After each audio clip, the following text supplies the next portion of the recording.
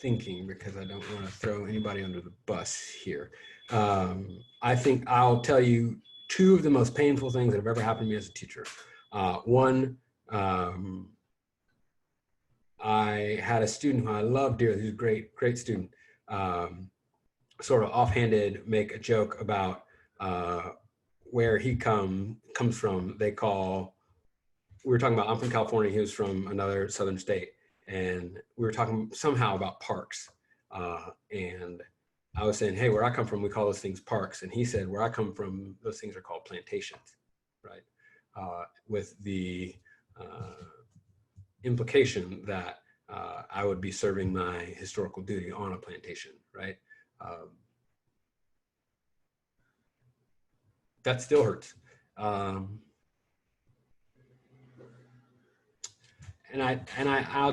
tell you why it hurts, because as an educator, and there are many educators on this call, you put your life, blood into investing into the next generation of students, right? And to have students that you spend a lot of effort really trying to help them be the best possible human they can be, and to have them pull a card and play a card that you both know is one of the ugliest pieces of our country's history is really painful. And I think, to answer your question, Corbett, it's what we're doing now. It's the conversations, right? And I am having taught and having gone to these types of schools.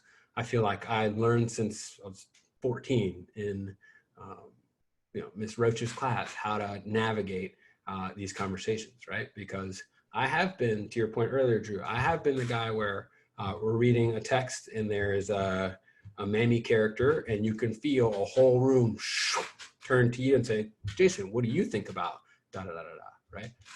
And having to navigate, learning how to do that at 14. When you're 40, you can do that a little bit better. And my experience is very unique, which is one of the reasons I wanted to share it with you all.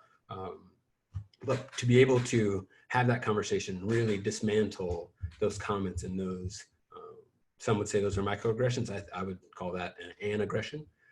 To be able to navigate and dismantle that system of thinking is why you become an educator, right? Is to take a person from point A to point B.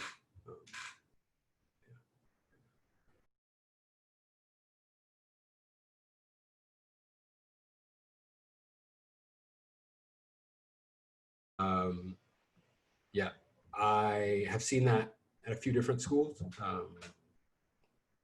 And I think going back to it's about relationship. It's about proximity. It's about being close to each other. It's about, hey, how are you doing this morning? Assume that they got an aggressive and or passive aggressive email from a parent or a student or a colleague, right? Do you need help setting things up, right? Really meeting practical needs in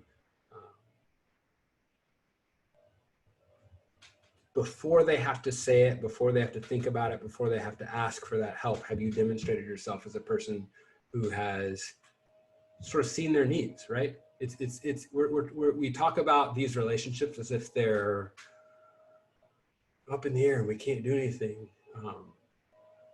But many of the same things that work in marriage counseling will work in racial reconciliation, right? If you know your partner's having a tough day, if you know your partner's going into or coming out of a tough meeting, right? And you want to be a good partner, those are the days that you make dinner. Those are the days where you take out the trash. Those are the days where you wash the dishes without having to be asked, right? Because you are in relationship with that person and you know that you will take this one thing off of their plate when there's another huge thing that is out of your control, but at least you can take the things that are within your control off of their plate. You know that they're likely nervous, frustrated, or angry walking into a meeting, right?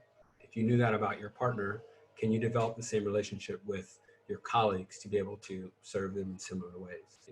And that would be a direction which I would push you.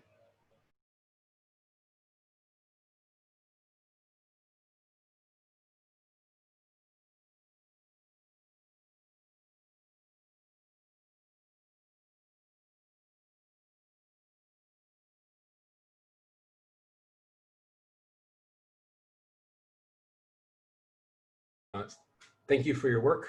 It is important and often under appreciated, and certainly not seen by the masses, right? Most white people don't know somebody who's been in contact with the criminal justice system and know the blatant, not even systemic, just blatant injustices that happen every day in the courtroom. Just like a 5-minute trial that sends somebody to jail for 10 years. 5 minutes, boom, plea bargain, right? The role the DA has in saying, hey, we know that you probably didn't do this, but we have enough evidence that we could pin 25 to life on you. So you want to take a plea for 5? The DA knows that the kid probably didn't do it, but will come and scam a kid out, shake 25 to life over a kid, and the kid's terrified, as I would be, and take a 5-year deal in prison, like a kid, like a 19-year-old in a grown man prison, like hold my pocket, you gonna eat your cornbread, prison, over something that they may not have done. I digress. Criminal justice is a passion of mine. I would tell 2 things to that kid. One, code switching is, I don't think it's bad. I don't think it is necessarily a bad thing, right?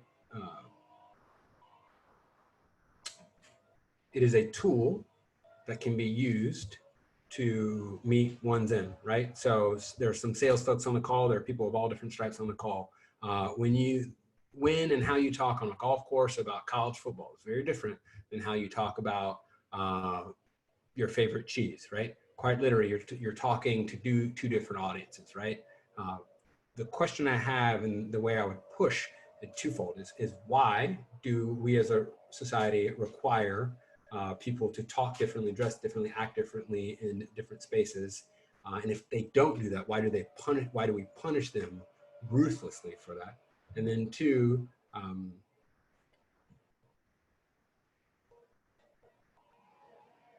there's so much beauty and potential and creativity that is offered by another culture, another way of speaking, another way of interacting that is lost when you flatten human beings to being quite literally one-dimensional. So yeah, I think I would give 2 pieces of advice to that youth, where 1, you have to play the game, right? You have to navigate through, because in the current system, it's not where we want to be, but in the current system, the way you talk can and will have big time consequences for you. And the way you talk is perfectly fine. Looks like a few people are firing that chat up. I'm not sure how to phrase this, but what are the biggest current things that are most solvable? Because I think like one thing that's been challenging working through this, and like, stay up and talk to Lauren about it, it's so big, right? It is so, and you're talking about stuff that goes back hundreds of years, and it's so multifaceted, and it can be overwhelming to be like, man, like solving. And so you take what's in front of you, right? Like, and you said like, hey, have the conversation at the dinner like whenever stuff happens. And so that's part of it. But like, what are I don't know, like, as I'm trying to sort through, like, yeah, what are the biggest things that you think right now are most achievable, most attainable? And maybe that's right. Like you talked about reparations, and I'm like, yeah, I think it's a real thing to talk about, how all those, I know that when money is tight with me, that's tough. And so when that exists on a bigger scale, like, of course that's a big deal. So I don't know, whatever those things you think are the biggest deal, the most solvable now, I'm interested in your take on that.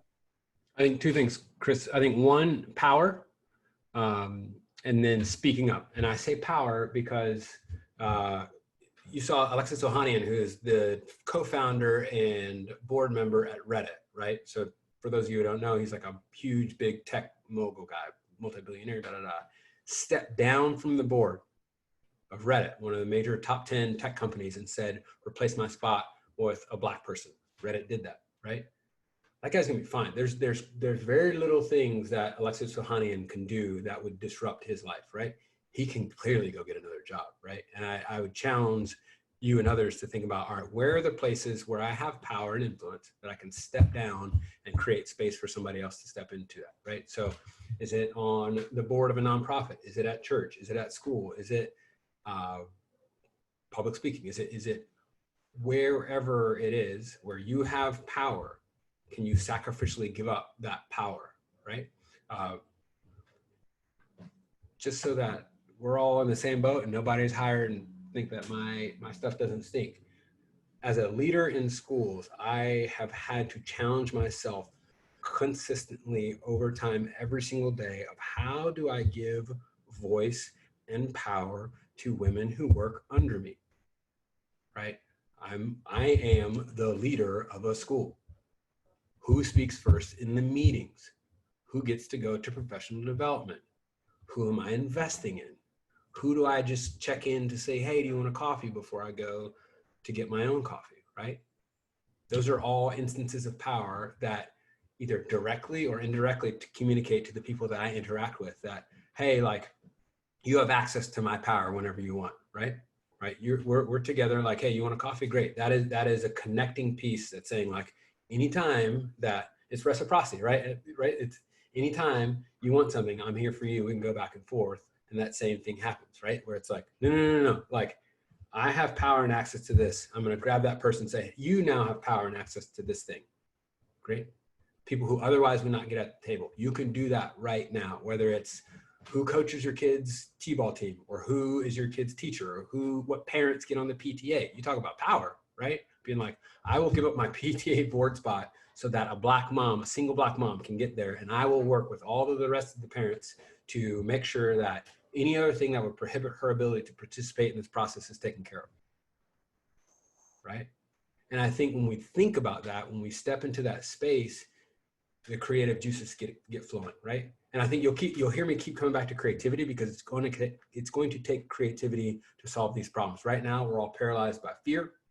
What happens quite literally in your brain when you are fearful, you have tunnel vision, you literally can't imagine anything other than one or two outcomes, right? We've all felt this, fight or flight, bear walks around the corner and you take off and running, right? That is a quite natural biological, biochemical response to fear. When you breathe, as we did at the beginning of this call, it helps brings down some of the adrenaline and cortisol in your head and helps spike dopamine and other connective drugs that help you relate to folks and help you imagine other creative solutions, right? So when you think about like, dang, like what are the spots? What are the powerful things that I can give up? You start to imagine a different world, right? And the fact of the matter is that I could give up all of my power and still be able to get a job, right? I could give up half of my salary, right? And still be able to get a part-time job that maybe as much or more, right? So it's like, where are the instances where I can sacrificially give up power and then to people that deserve to be at the table, right? Without patting myself on the back, knowing that that's a part of a just world, right? And in my sphere of influence, I can go to sleep at night knowing that I have made the world at least one more step of an equitable place. And I think the second piece behind power is speaking up, right? It's saying the thing. Oftentimes when a Black person or a person of color is not in the room and not standing for that to me is a front line. Like I can be at every protest till I'm blue in the face. I will never be a beloved cousin, uncle, son at an all-white dinner table. When a beloved father, grandfather, uncle says something crazy. So you want to talk about front lines, you want to talk about who has opportunity to make change. That's an opportunity, right? Where, Pop, you can't say that. And here's why. Or you can't do that. And here's why. Or you got to hire that person. And here's why, right? So power and actually speaking up. I wrote an article about this the other day. Vocalization is the first step towards equality, right? There's this fascinating thing. If y'all don't know about it, it's called the inclusion bias, right? Most often, it's like human psychology. It's fascinating. Most often, humans agree with each other, especially about something, if something's like distasteful. But because of the perception that other people in the room are okay with it because they haven't said anything, everybody who agrees goes along with a bad choice. because one person didn't speak up. But when one person speaks up, everybody's like, yeah, I thought that was crazy too. There's no way we're doing that, right? That happens more often than not. And when you don't need me to tell you, when you look back to your life and you're like either the person to speak up, or you can see like, oh, I admire that person so much because they say what they mean, or they say exactly what I wish I could have said. That's evidence of that bias right there, right? And if we can develop the skills to back up what we're saying, right? I'm talking about the historical skills, the historical literacy, to say you can't say that because of this. More often than not, more people in the room agree with you than not.